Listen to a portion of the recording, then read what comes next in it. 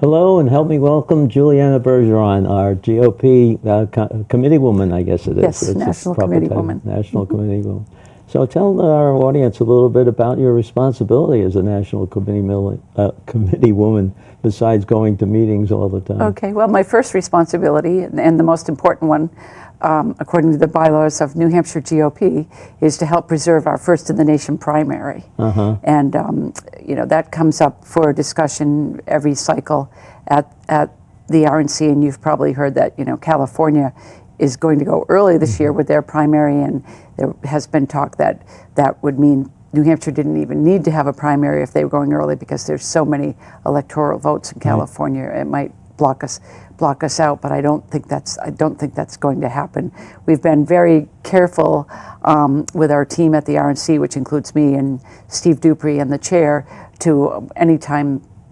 Last cycle it was Texas. Anytime somebody tries to usurp our place, we meet with them and talk to them, and we also meet with the other states immediately. We meet with Iowa because they have the first in the nation caucus, and team up and do our best to have it never come to a vote. Yeah, well, I think it's really economical too. People can get out the first time around a lot easier in New Hampshire than they can see in California or Texas.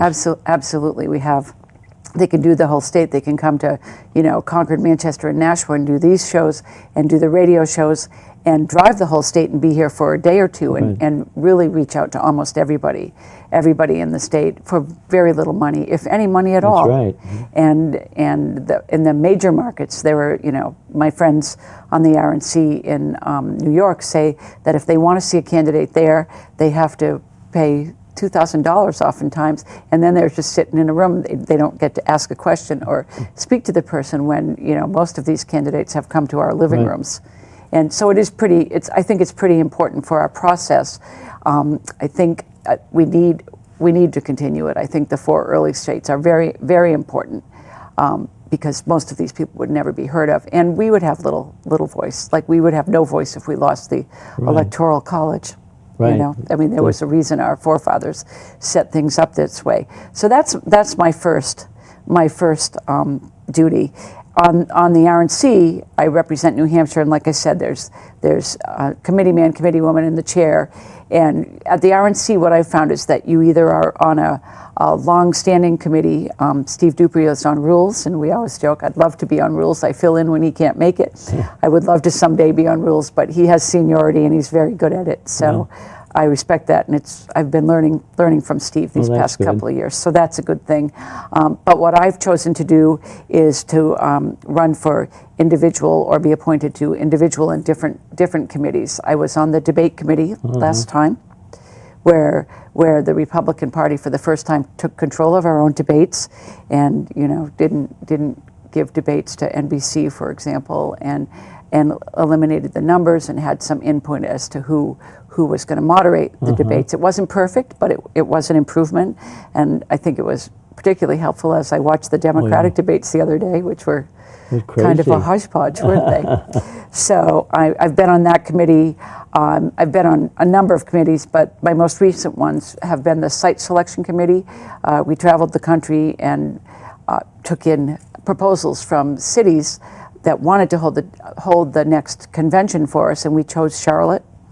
I think people are going to like it. Nice. I can think that when we were in Tampa, many people didn't have housing close enough. It was housing almost 2 hours away. They had to come in every day, 2-hour drive to get to a meeting. In Charlotte, they took us to the hotel that's the furthest out, and it took us, during rush hour, 20 minutes to get back into the city to the place where we're going to hold the convention. So we picked Charlotte. Now I'm serving on the Committee on Arrangements, and the Committee on Arrangements is a member from each state, and we're broken up into 2 groups, and I'm on the Technology and Experience Committee on Arrangements, which means my job is to help plan for what people, in particularly my state, would want to see or do when they come to the convention, to make sure that they're going to have a good experience, that they're going to be able to have seats in the hall. There's going to be activities for them because there's a lot of sitting time and downtime. There will be speakers, all sorts of It's events, meals, scheduled whatever. from morning Yes. to night. Yes, yes, that will work out with other states because, again, New Hampshire is a small state, and we sometimes do better when we join up with. We joined with Pennsylvania at one point, and we joined with Rhode Island and Mass before to do events at the convention. So those are the two committees I'm working on Oh, good. right now. So what's your next meeting with them? My next meeting is at the end of the month. I go to Charlotte. We always do the summer meeting the year before the convention in the place we've chosen, so we can get even more used to the place. So I've now been there several times, and this time the whole RNC will be there with us because it was just the few of us on the committee before, and we'll get everybody used to the city and show them around, show them the spaces we're going to use, and I will be there 2 or 3 days early, working with the committee on arrangements. and stuff, yeah. Yes, yeah. So what day is the convention going to be? The exact date. It's next September. The dates were chosen by President Trump. That was his choice. They're in early September of next year. Okay. Yeah, yeah. So That's gonna be it'll probably be interesting. warm there, but the travel will be good. And there's Charlotte has become Very perhaps nice the town. fastest growing city in Yeah, America. that's what I've heard. And the amazing thing about it is that they did the convention a while back for the Democrats. You probably remember their mayor worked. She was on a Democratic committee that helped put on that convention, and we asked her when we started, is there any point in us going any further with you? And she's a very a good mayor, a nice woman, and very fair. And she said that as the mayor of Charlotte, my job is to bring business to Charlotte, and Republicans are good business people, and I want to bring you to Charlotte. And she really helped us. She was very convincing. So, Oh, that's I'm good. excited about Yeah, that. it is a growing area, that's Yes. for sure. Yeah, It's a nice area, too. yeah, it's beautiful. So how does that, how do you influence what happens back here? I mean, you bring back, I guess, some kind of information sometimes. I and bring see- back information. One of the ways we influence is with money. As you know, the RNC has raised way more money. The Democrats are in debt, and they have a problem raising money at the DNC. Okay, maybe all these candidates and the confusion they seem to like doesn't help. But if I want to go take a little bit of a side here, we raise more money at the RNC, but they raise more money at every other level. Individuals give more money. Individuals. It would be great if we could get our people to donate $5 a month, even. If all of the Republicans who had very little money but want a Republican to get elected donated $5 a month, that would help us because I mean, a lot of this is money driven. Well, do you come back with any ideas of how they could do something like that and stir up the neighborhood, I guess you might say, to get them all to give $5, $10, Well, we do $20? come back with that. The grassroots givers Right. is one of the things that we've done, and Act Blue, the Democrats' big pact, and now the RNC can't be involved in that. It has to be a third party, but a third party has just come out with Win Red, which is I think Act Blue really helped get people. There were a lot of people donating online, $5 a shot, or they saw something good in a debate and they put a little money. They made it very easy for them, and we're trying to make it easier for people. But the other thing that happens is you remember how close Eddie Edwards was in that last poll. He was with 1%, and I spoke to the people at the RNC because his opponent had come out with all these ads, television ads, and his campaign was pretty much out of money. And I spoke with Ronna Romney McDaniels at the RNC and with her staff, and we brought about 60,000 into the state at the end of that week, like Thursday night before the election. And unfortunately, I mean, I'm sad to say it didn't push him over the line, but it's good to have some place where you can go when somebody's close, and a little extra might help. And sometimes it works. Well, I know Steve Negron was in the same boat too. He Yes. didn't have any money at the end, and that was Yeah. unfortunate. Only he came up with 40-some% of the vote, which was very good. Now he has internal competition, I guess, which Yeah. you of course are neutral in, and I have to be neutral, yeah. yes. But one of the things that we've talked about, and I can remember at least a couple elections back when this started, of organizing our voters into smaller groups. Yes. We never complete that.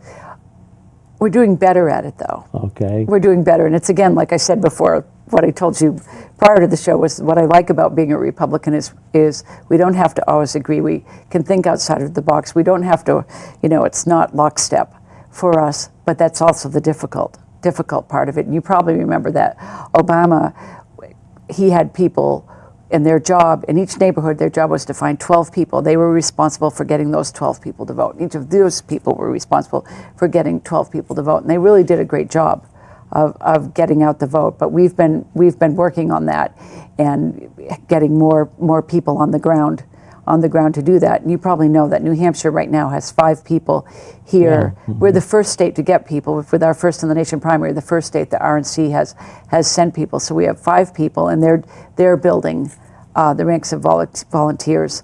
We have spent literally millions of dollars on the app we have on our phone now. Right. So we know more.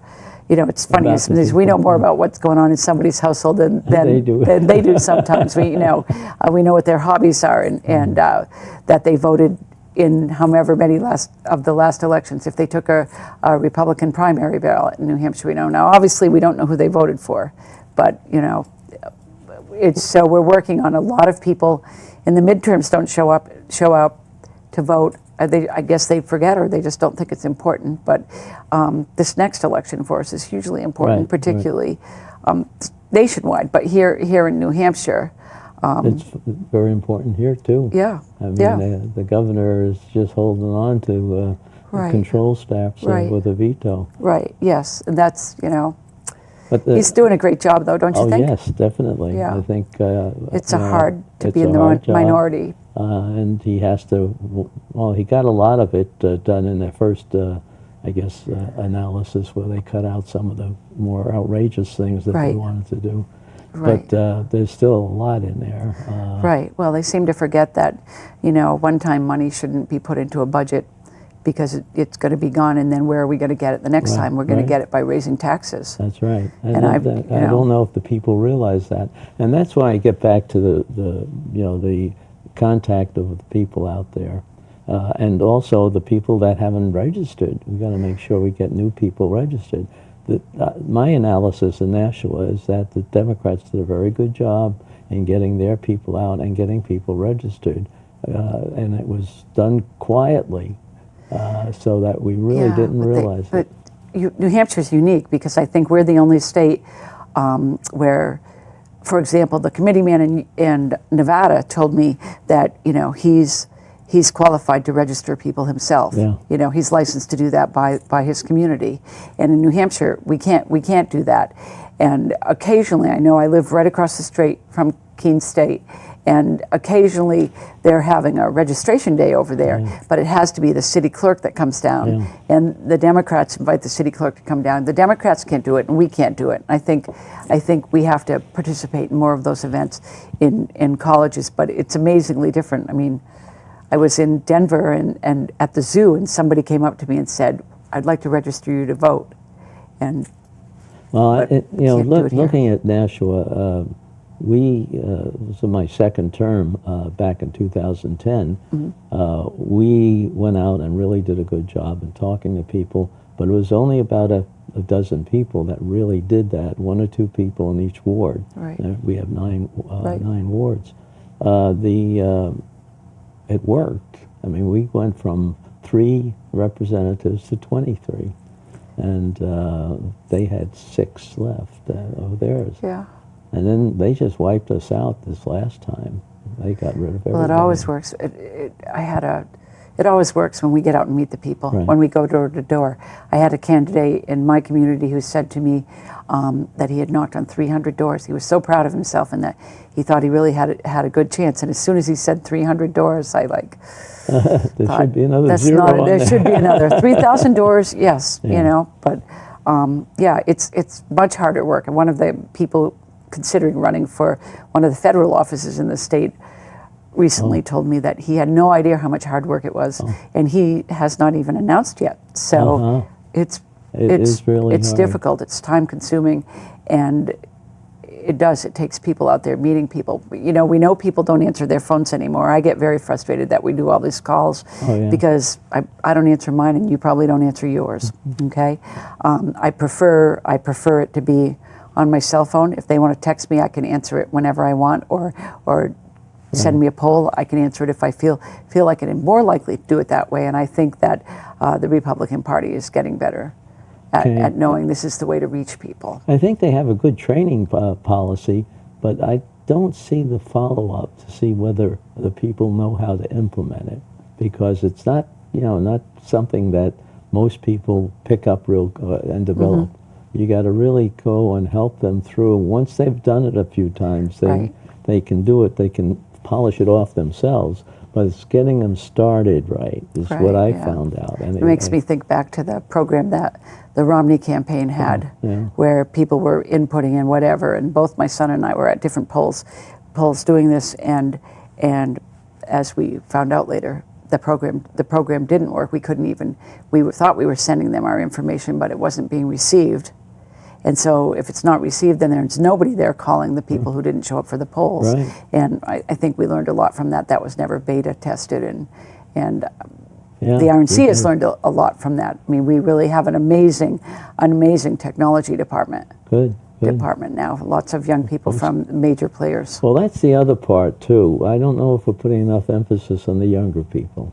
I've been trying to get people here, even on an interview from the young Republicans, and seeing how they're doing, at least in our town, and I don't hear about anything. And we ought to work with the high school people too.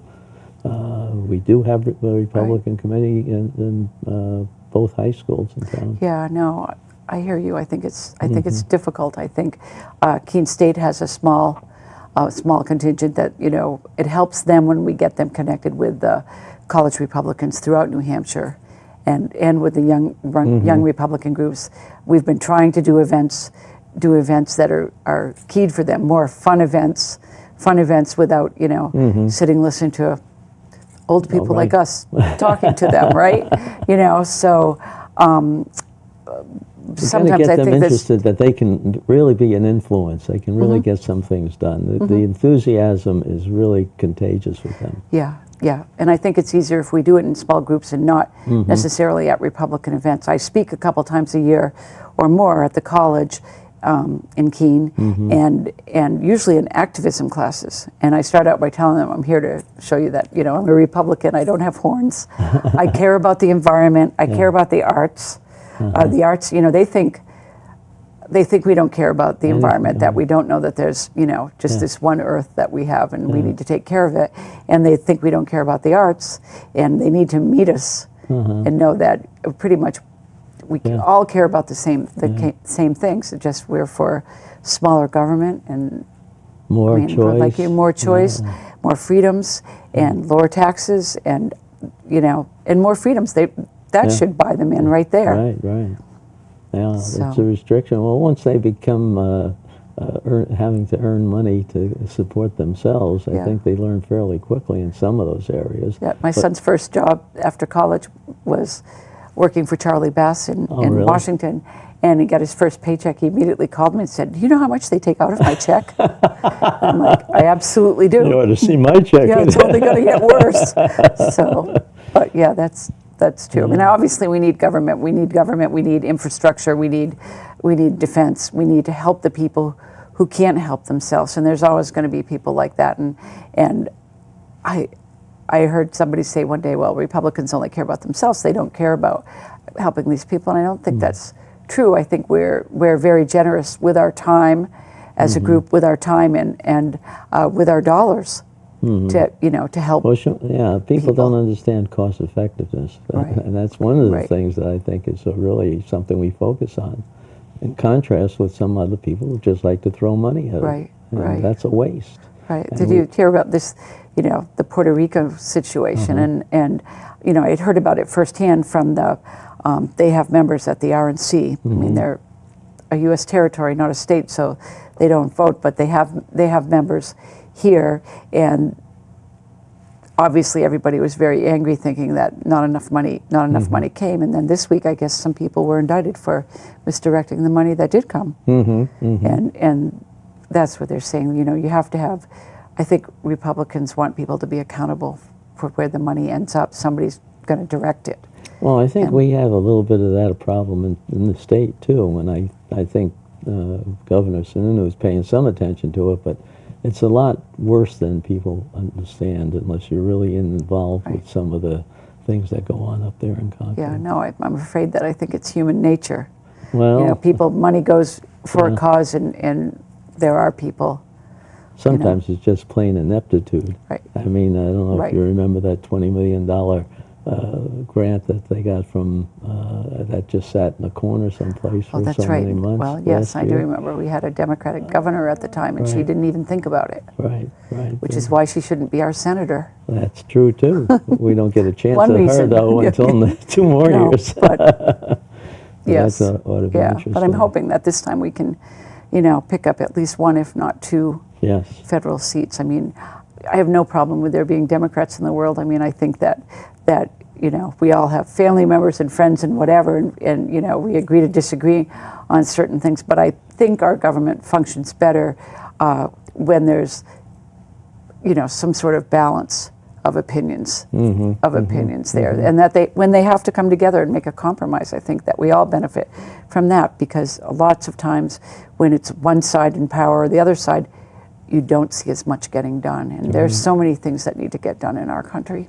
Oh, definitely. And let's hope that it works out a little bit better as he sorts through the vetoes here in New Hampshire. Right. I Right. don't know how that's going to work out, but I don't think, just looking at the vote, I think there's enough people there that we're not going to lose on any of the vetoes. I don't think we are either. I was particularly unhappy to see that Gordon MacDonald Oh, yes. That wasn't. Yeah, that was purely political, because if ever a man deserved yeah, with all the people that were pushing that for position. him, I mean, Right. both sides. right, just such an honorable, bright, hardworking man. Right. That Well, I hope there's another opportunity to get him. Yeah, that I hope way, so too. Yeah, Or that even the president takes advantage of him too, because I think that he would make a good wouldn't judge wherever he Yeah, goes. that would be- just from what I know of him, and that's not you know, I much. agree, and I don't think he's a man that would ever make a ruling based on a political opinion. I yeah. think he's completely honorable Yeah, and fair. So yes, that's what we need in the Yeah. federal government. That's for sure. After No, all this that's- last couple of years there, it's a shame that they've really contaminated the FBI the way they have I done it. know. No, I know. And No, they I still know. haven't cleaned the IRS up either. Well, and somebody said yesterday that they think that the Democratic Party right now is being run by the press, Yeah. or you know, Well, or certainly with a lot of help from the press. I mean, I think like many of us, I'm probably addicted to news, but I don't think that they need to tell me what to think. I think they should report the news, That's right. and I think that the part of that's the problem is 24-hour news cycle gives them plenty of time to decide what they believe and try to force feed it to And the way us. they coordinate some of these reports too, it's you know, nobody has a contrary. You know, they all focus the no. same Right. words almost. That's right. But that's one of the things that I've always found, you know, was difference between the two parties. When Obama was running for president, the message he gave was the same message I heard from the Democrats in my town. You know, they are.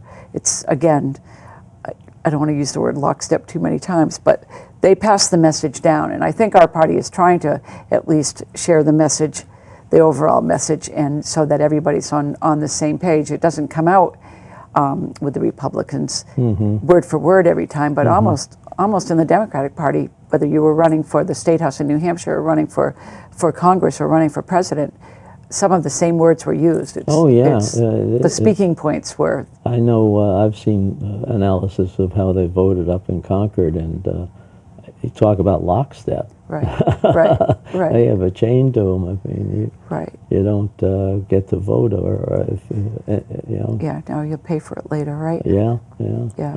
No, it's sort of, I guess, at other organizations, a lot of the unions put out Oh yeah. talking points, and you can hear them. I can read them in the letters to the editor, and I just perhaps it's a better way or a smarter way, but that we haven't caught on to yet. And I sort of cherish that our people get to be of their own minds. In our my panel discussion yesterday, we talked about education. I don't know, we don't have time to really get into that, but it seems like they're really pushing a new way of influencing our children right from the beginning. Yeah, and there's an argument going on in my town on that right now. They'll